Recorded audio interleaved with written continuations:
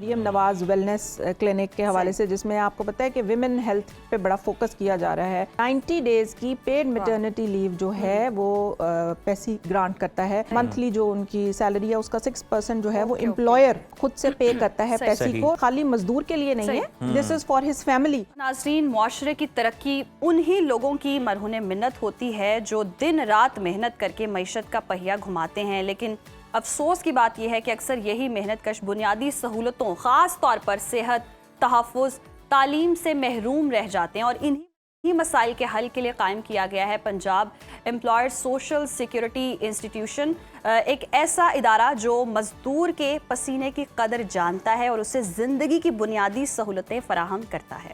ये इंस्टीट्यूशन मजदूरों की ज़िंदगी में कैसे हकीकी तब्दीली ला रहा है और आम मेहनत कश इस सहूलत से कैसे फ़ायदा उठा सकते हैं, इसी पर डिस्कशन कर लेते हैं। हमारे साथ स्टूडियोज में मौजूद हैं doctor Salahuddin, deputy medical superintendent हैं सोशल सिक्योरिटी हॉस्पिटल शादरा की।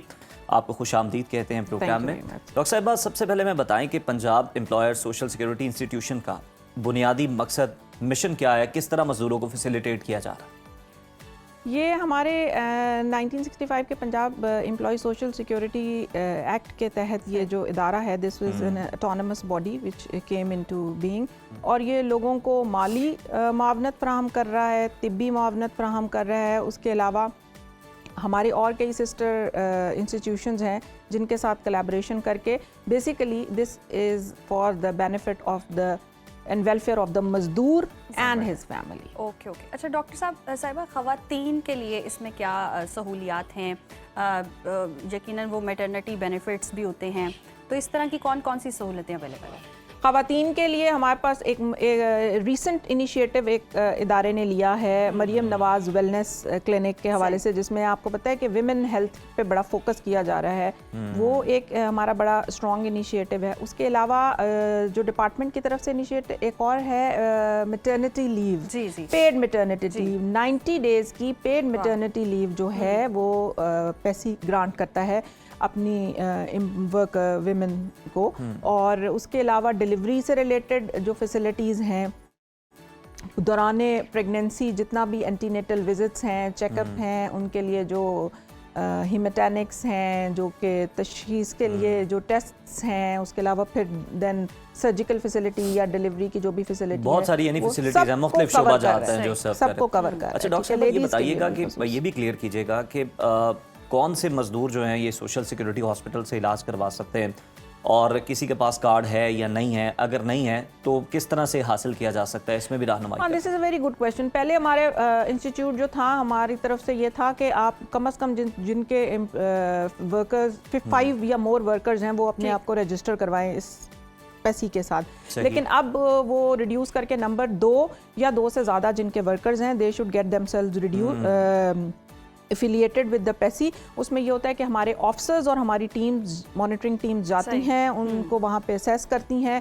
फिर उनके वर्कर्स के कार्ड्स बनते हैं, और उसमें ये होता है कि 6% ऑफ देयर वेजेस, मंथली जो उनकी सैलरी है उसका 6% जो है वो एम्प्लॉयर खुद से पे करता है पैसे को, जिसके बेसिस के ऊपर उनको हर किस्म की health as well as financial benefits. और एम्प्लॉयर्स को किस तरह से बाउंड किया जाता है, क्योंकि यहाँ पर तो टैक्स चोरी का भी बड़ा रिवाज है और लोग कोशिश करते हैं कि ना ही देने पड़े, कुछ जेब से ना जाए। ये एक बहुत पॉजिटिव बात है। इस तरह फॉर एग्जांपल, अगर आपके एक कंपनी है और आपने उसमें 12, 20, 25 मजदूर भी रखे हुए हैं, आपको एक मेंटल सेटिस्फेक्शन है, क्योंकि कोई मौके पे हादसा हो सकता है, otherwise there are so many illnesses जो प्रिवेल करती हैं, और ये खाली मजदूर के लिए नहीं है, this is for his family which includes the spouse, the kids as well as the parents. ये तो आपने बता दिया कि फैमिली, और ये कोई आम मजदूर जो किसी कंपनी से मुंसलिक भी ना हो, वो कैसे रजिस्टर हो सकता है, उसके लिए क्या क्या सहूलतें और वो क्या तरीकाकार है?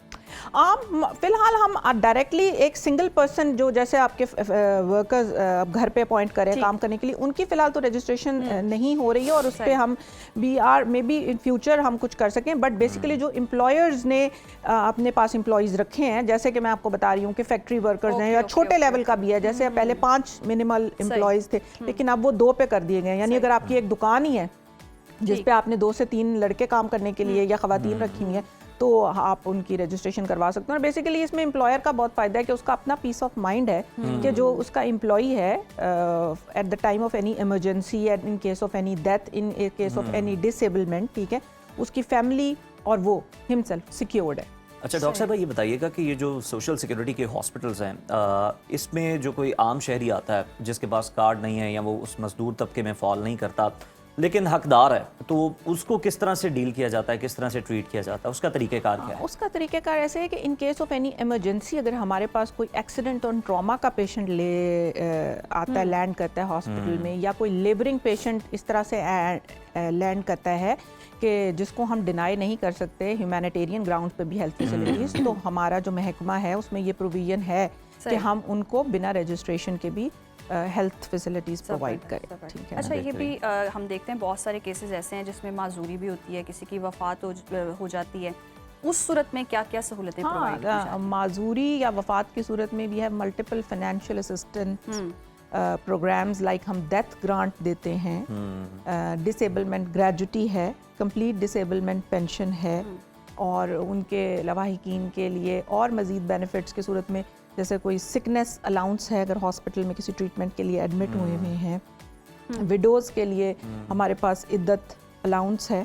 So there are multiple benefits. उसके अलावा बच्चों की किफ़ालत के लिए भी पेंशन के अलावा उनके पढ़ाई से रिलेटेड उनको फाइनेंस करते हैं, even their admissions in the medical colleges, their studies, उसको फाइनेंस करता है। तो राशन कार्ड वगैरह भी आपके अंडर आते हैं? यस, वो 13 न्यू इनिशिएटिव्स वो जो सीएम जनाब मरियम नवाज शरीफ साहिबा की क़यादत के अंदर, और जो हमारी लेबर डिपार्टमेंट की टीम है under the kind guidance of our commissioner Mohammad Ali, उन्होंने ये जो 13 इनिशिएटिव्स लिए हैं उसके अंदर ration card was the top most, जिसके अंदर मरियम नवाज राशन कार्ड में ये था कि हर महीने रोज़मर्रा के माहाना अखराजा जो खुर्दोनोश की जो अशियाँ हैं उनके लिए 3000 की सब्सिडी जाती है वर्कर को, which is paid to him directly in his account. ठीक है ना। So that was a very big initiative. फिर मरियम नवाज वेलनेस क्लिनिक का एक इनिशिएटिव था। दूसरी दफ़ा और तीसरी जगह पे हमारे 3 new hospitals are under construction, Rahim Yar Khan में, कसूर में और सरगोदा में।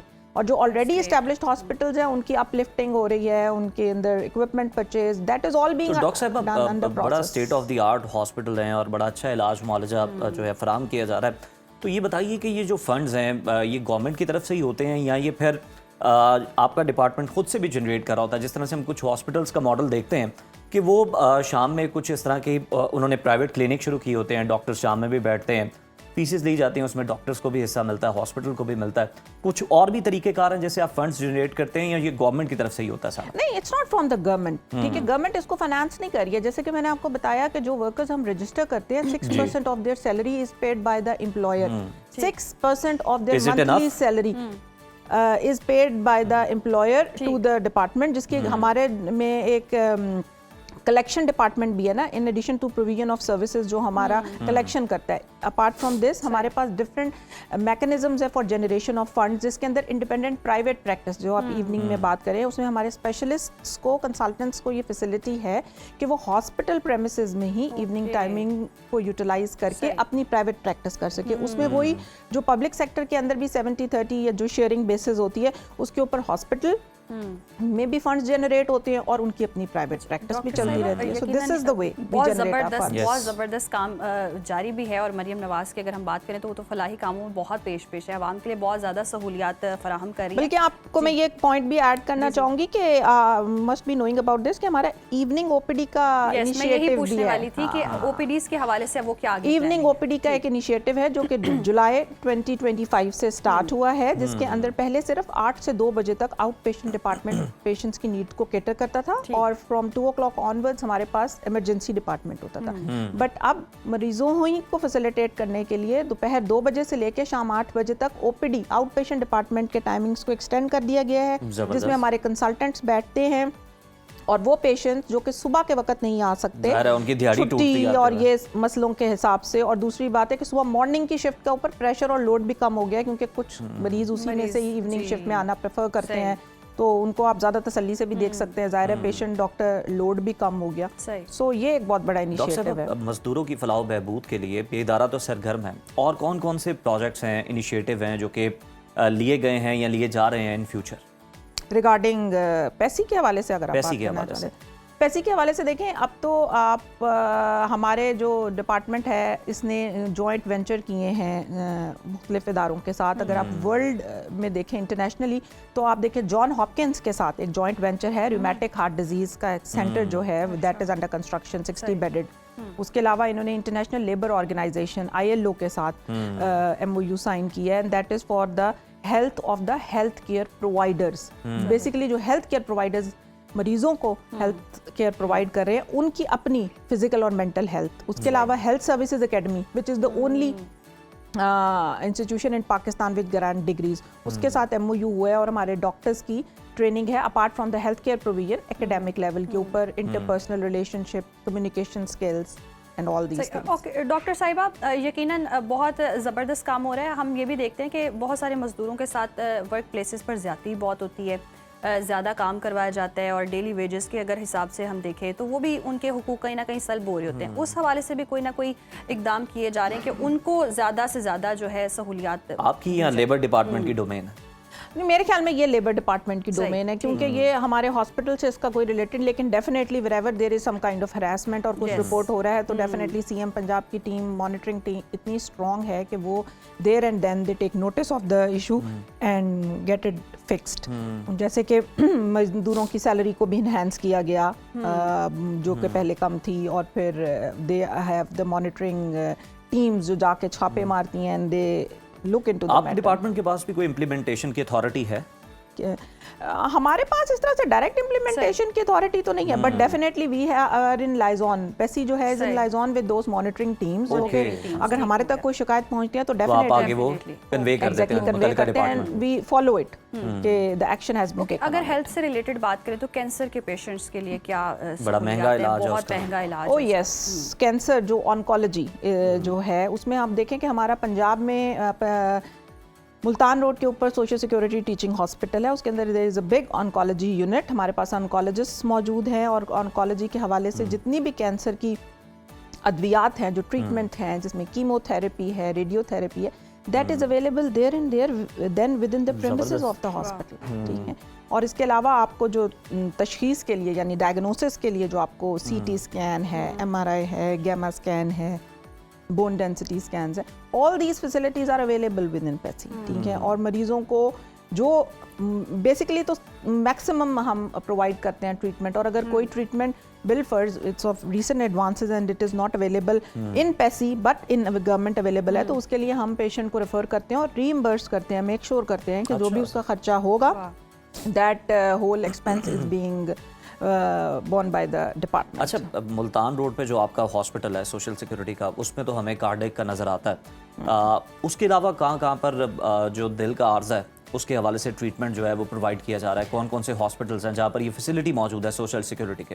देखें, कार्डियक सेंटर्स जो होते हैं ना, they are very specialised kind of centres. You can not provide that facility everywhere. You can not make a cardiologist और a cardiac surgeon sit anywhere in every hospital. आप गवर्नमेंट हॉस्पिटल्स में भी देख लें तो वहाँ पे भी PIC एक अलहदा स्टेट ऑफ द आर्ट या जिन्ना इंस्टीट्यूट ऑफ कार्डियोलॉजी बना। तो पेसी के अंदर हमने जो रहमतुल्लिल आलमीन इंस्टीट्यूट ऑफ कार्डियोलॉजी बनाया है 60 बेड्स पे मुश्तमिल, वो स्टेट ऑफ द आर्ट है। हमारे सारे जो पंजाब के रेफरल्स हैं इनिशियल जो हमारे बाकी हॉस्पिटल से, जब व्हेन वी आइडेंटिफाई कि ये कार्डियक पेशेंट है और इसको कार्डियक एलिमेंट है और he needs a valvular replacement surgery और अ कार्डियक बाईपास सर्जरी, तो फिर हम उनको रहमतुल्लिल आलमीन में रेफर करते हैं। और इसी रेफरेंस से मैंने आपको बताया है कि एक joint venture John Hopkins University America के साथ हमारा चल रहा है, जिसमें एक 60 bedded hospital for the rheumatic heart disease को केटर करने के लिए that is under construction. So I guess this is a very big achievement from the पेसी पॉइंट ऑफ व्यू। और अच्छा डॉक्टर साहिबा, अभी तक कितने मजदूर रजिस्टर हो चुके हैं, अगर आपके पास कोई मोटा कोई डेटा? हाँ, अराउंड 1.8 मिलियन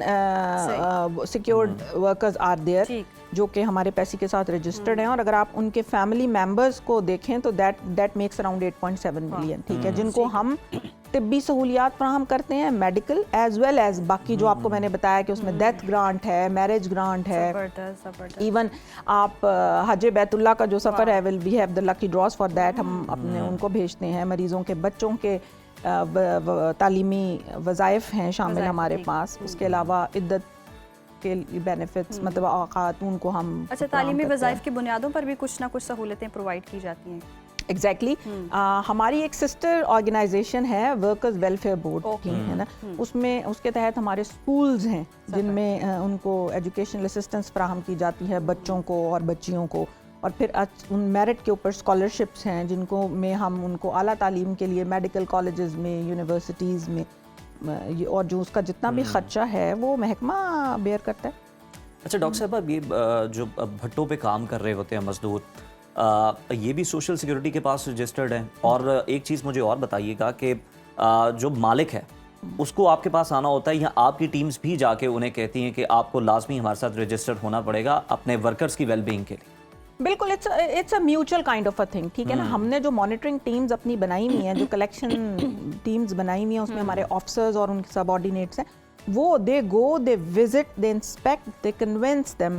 फिर कुछ लॉज भी हैं इससे रिलेटेड, और फिर अगर एम्प्लॉयर हिमसेल्फ बड़ा सेटिस्फाइड होता है कि अगर उसके वर्कर की हेल्थ सिक्योरिटी हो, बिकॉज ऑन जॉब या कहीं पे कोई भी हादसा हो सकता है, सो दे आर कन्विंस्ड कि हाँ it's very much beneficial to get registered with पेसी।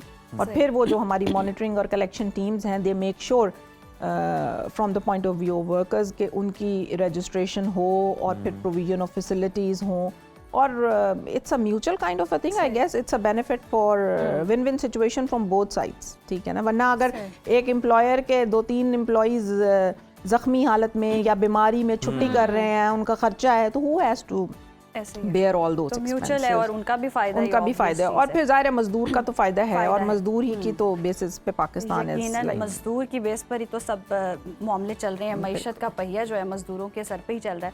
बहुत शुक्रिया डॉक्टर आमना आपके वक्त का।